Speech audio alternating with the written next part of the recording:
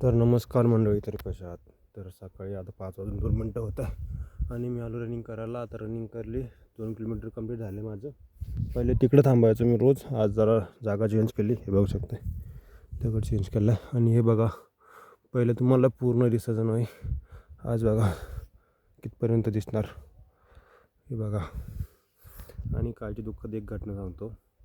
माझ्या गावाच्या शेजारी एक गाव आहे, तिथं नाही का एक मुलगा न फाशी घेतली आणि आत्महत्या केली स्वतः. त्याचं काय कुठंतरी कारण होतं की मुलगी. आता मुलीचा हा प्रश्न भरपूर पडला आहे आणि महाराष्ट्रात अशी पण लोक आहे त्यांच्याकडे मुली आहे, ते गरीब घराची आहे, पण त्याला पाहिजे न मुलगी द्यायची म्हटलं की सरकारी नोकरीवाला पाहिजे, 10-12 एकर शेती पाहिजेत, मुलगा चांगला पाहिजे, बिनव्यसनी पाहिजेत.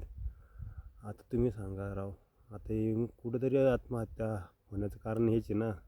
आता त्याच्याकडं 2 एकर 3 एकर शेती आहे, बिचाऱ्याकडं पोटापुरती आहे, पण लोक काय करताय, नोकरी पाहिजे ते करताय ते करताय.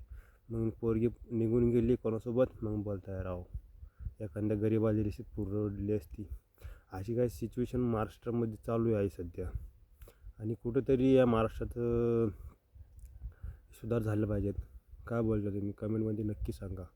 आणि असा विषय आहे की भरपूर आजच नाही, काल हा मुलगा वारला आहे. माझा भावाचा मित्र होता, जवळचा मित्र होता चांगला, की मस्त बोलणं जाणं येणं हसणं बोलणं.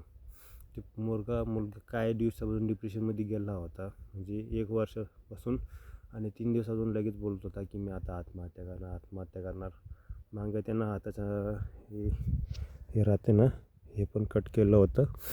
पण काय नाही मित्रांनो, जर तुम्ही जर डिप्रेशनमध्ये असाल ना, तर काय नका करू. फक्त स्वतःला घडवण्याचे प्रयत्न करा की जे झालं ते गेलं सोडून द्या आणि आयुष्यामध्ये पुढे जगा. ती गेली सोडून तर तुम्ही दुसरं काही असं नाराज नका हो. माझी पण अशी एक स्टोरी आहे, मी तुम्हाला कधीतरी सांगेन तुम्हाला कसं कसं झालं होतं. लॉंग व्हिडिओमध्ये सांगणार. तर भेटू पुढच्या व्हिडिओमध्ये परत.